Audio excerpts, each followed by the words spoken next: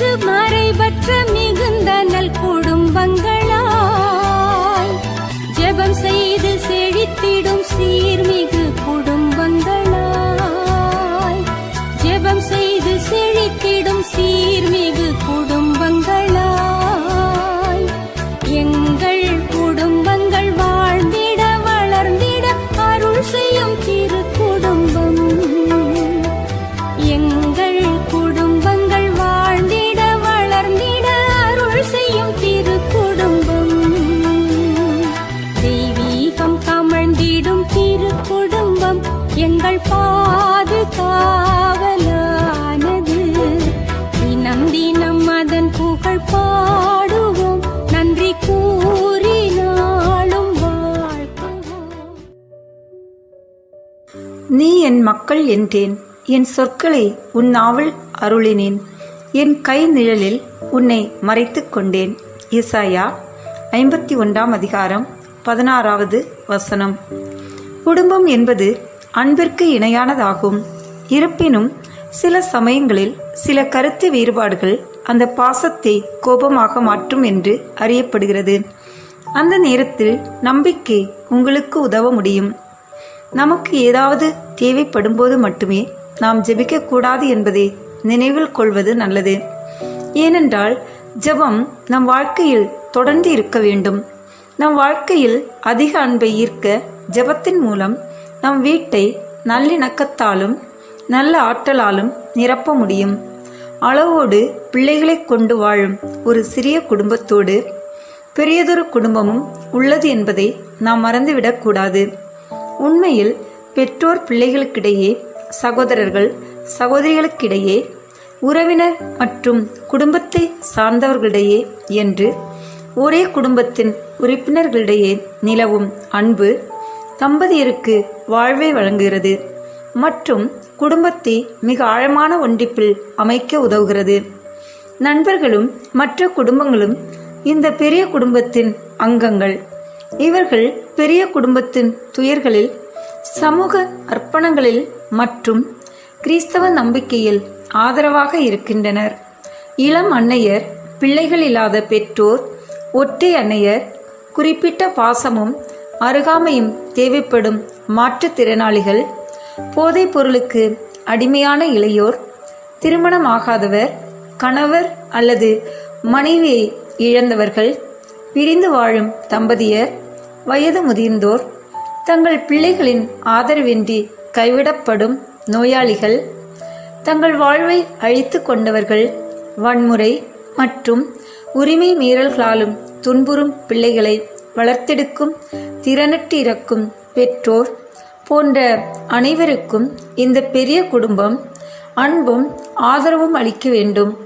இறுதியாக இந்த பெரிய குடும்பத்தில் மாமனார்கள், மாமியார்கள் மற்றும் தம்பதியரின் அனைத்து உறவினர்களும் உள்ளடங்குவர் என்பதையும் நாம் மறக்கக்கூடாது. இந்த உறவினர்கள் போட்டியாளர்களாக, அச்சுறுத்துகின்றவர்களாக அல்லது வேற்று நபர்களாக நோக்கப்படக்கூடாது. இது திருமண அன்பின் சிறப்பான ஓர் அம்சம். தம்பதியரின் நியாயமான அந்தரங்கம் மற்றும் சுதந்திரம் காக்கப்படும். அதேவேளை திருமண வாழ்வு அதன் மரபுகள் மற்றும் பழக்க வழக்கங்களை புரிந்து கொள்ள முயற்சித்து அவற்றை போற்றி மதிக்குமாறு வலியுறுத்துகிறது. இவ்வாறு செல்வதற்கு விருப்பமாக இருப்பது தம்பதியர் ஒருவர் மீது கொண்டிருக்கும் தாராளமிக்க அன்பை மிக அழகான முறையில் வெளிப்படுத்துவதாக இருக்கும். நாம் தூங்க செல்லும் முன் இந்த நல்ல நாளை நமக்கு தந்து பல அருட்கொடைகளை வழங்கிய இறைவனுக்கு நன்றி செலுத்துவோம். இன்று நாம் செய்ய தவறிய நம் கடமைகளை இறைவனிடம் சொல்லி மன்னிப்பு வேண்டுவோம்.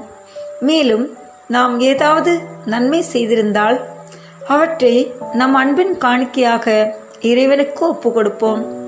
வாருங்கள், நாம் இணைந்து குடும்ப ஜெபம் ஜெபிப்போம். தந்தை, மகன், தூய ஆவியின் பெயராலே ஆமீன். அன்பின் ஆவியே, இன்று நாங்கள் ஜெபிக்கவிருக்கும் குடும்ப ஜெபத்தில் பக்தியுடனும் விசுவாசத்துடனும் பங்கு கொள்ள உமது பிரசனத்தாலும் வரங்களாலும் எங்கள் அனைவரையும் நிரப்பி அருளும். ஆமீன். அன்பான இறைமக்களே, இன்று குடும்பத்தின் கடமைகள் என்பதை குறித்து நம் கடவுளாகிய ஆண்டவர் திருத்தூதர் பவுல் வழியாக நமக்கு கூறும் இறை வார்த்தையை இப்போது கேட்டு தியானிப்போம். திருத்தூதர் பவுல் கொலோசியருக்கு எழுதிய திருமுகத்திலிருந்து வாசகம். அதிகாரம் 3, இறை வார்த்தைகள் 18 முதல் 24 முடிய. திருமணமான பெண்களே, உங்கள் கணவருக்கு நீங்கள் பணிந்திருங்கள். ஆண்டவரை சார்ந்து வாழ்வோருக்கு இதுவே தகும். திருமணமான ஆண்களே, உங்கள் மனைவியரிடம் அன்பு செலுத்துங்கள். அவர்களை கொடுமைப்படுத்தாதீர்கள். பிள்ளைகளே, உங்கள் பெற்றோருக்கு முற்றிலும் கீழ்ப்படியுங்கள். ஆண்டவரை சார்ந்தவர்களுக்கு இதுவே தகும். பெற்றோர்களே, உங்கள் பிள்ளைகளுக்கு எரிச்சல் மூட்டாதீர்கள். அப்படி செய்தால் அவர்கள் மனம் தளர்ந்து போவார்கள்.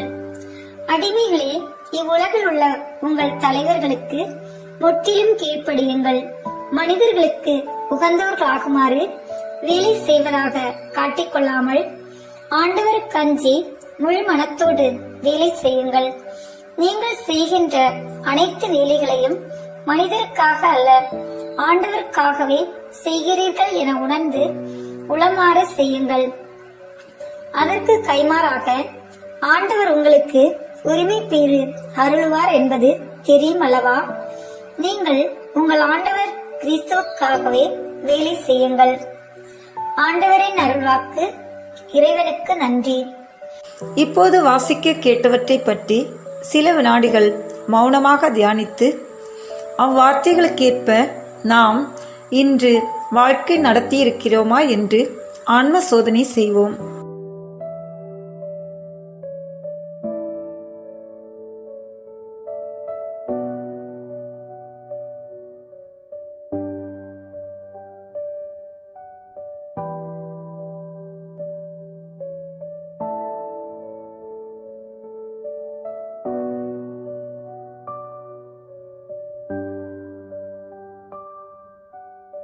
ஆன்ம சோதனை செய்த நாம் நமது குற்றங்களுக்காக மனங்கசிந்து மன்னிப்பு கேட்போம்.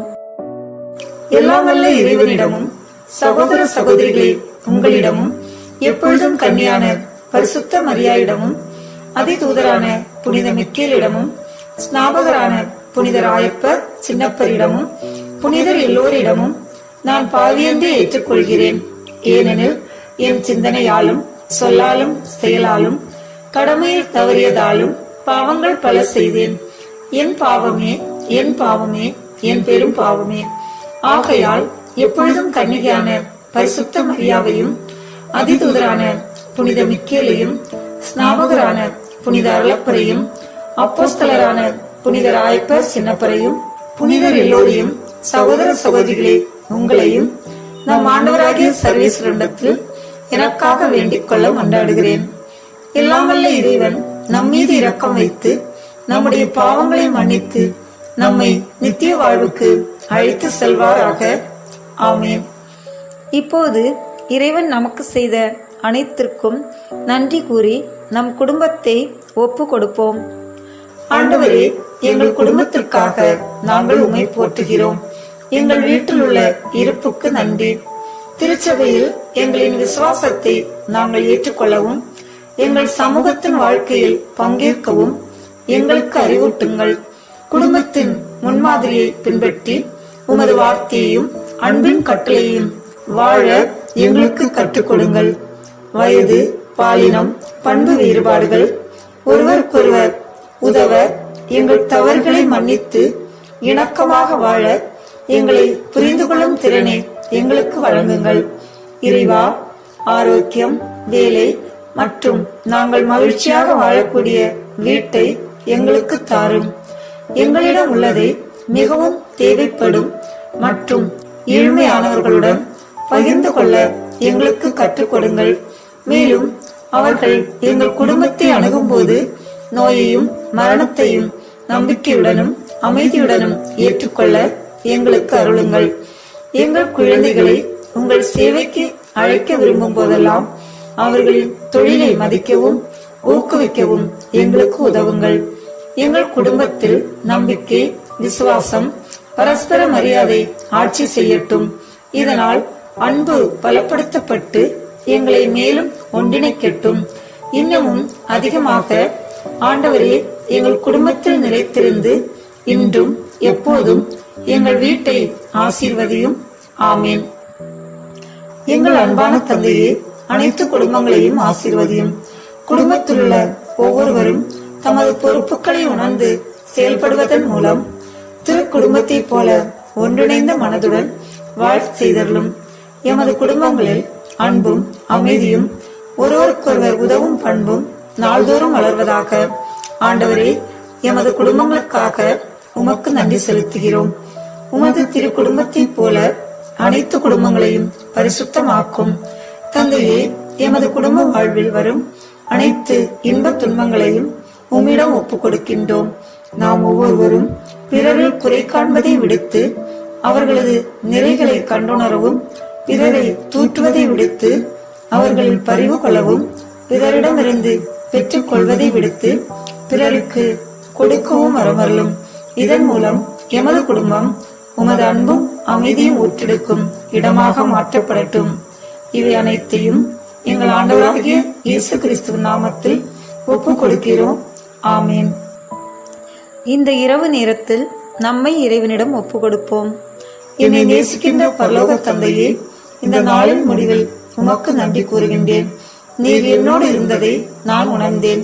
நான் உம்மை நினையாத போது நீர் என்னை நினைத்தீர். இப்போது உமக்கு மீண்டும் நன்றி கூறுகின்றேன். என்னுடைய அம்மாவிற்காக நன்றி கூறுகின்றேன். என்னுடைய அப்பாவிற்காக நன்றி கூறுகின்றேன். என்னுடைய சகோதரர்களுக்காக நன்றி கூறுகின்றேன். என்னுடைய நண்பர்களுக்காக நன்றி கூறுகின்றேன். என்னை நேசிக்கின்ற அன்பான இயேசுவே, நான் நித்திரை செய்யும் போது என்னோடு இரும். எனக்கு நல்ல ஓய்வை தந்து என்னை இந்த இரவில் பாதுகாத்தருளும். என்னை நேசிக்கும் பரிசுத்த ஆவியானவரே, இந்த நாள் முழுவதும் நீர் எனக்கு தந்த நல்ல சிந்தனைக்கு நன்றி கூறுகின்றேன். இந்த இரவு முழுவதும் நீர் என்னோடு இருந்து நாளை காலையில் என்னை உன் நினைவால் எழுப்பிவிடும். ஆமேன்.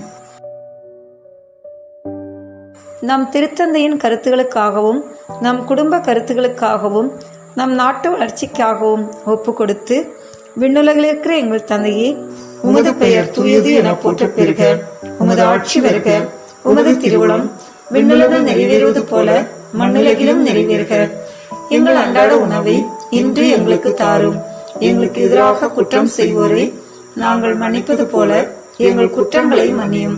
எங்களை சோதனைக்கு உட்படுத்தாதையும் தீமையிலிருந்து எங்களை விடுவித்தரலும். ஆமேன். அன்னையின் பரிந்துரையை வேண்டி, அருள் நிறைந்த மரியே வாழ்க, ஆண்டவர் உடனே, பெண்களுள் ஆசி பெற்றவர் நீரே, உம்முடைய திருவயிற்றின் கனியாகிய இயேசுவும் ஆசி பெற்றவரே. புனித மரியே, இறைவனின் தாயே, பாவிகளாயிருக்கிற எங்களுக்காக இப்பொழுதும் எங்கள் இறப்பின் வேளையிலும் வேண்டிக் கொள்ளும். ஆமேன். தந்தைக்கும் மகனுக்கும் தூய் ஆவியாருக்கும் மாட்சி உண்டாகுக. தொடக்கத்தில் இருந்தது போல இப்பொழுதும் எப்பொழுதும் என்றென்றும் இருப்பதாக. ஆமேன்.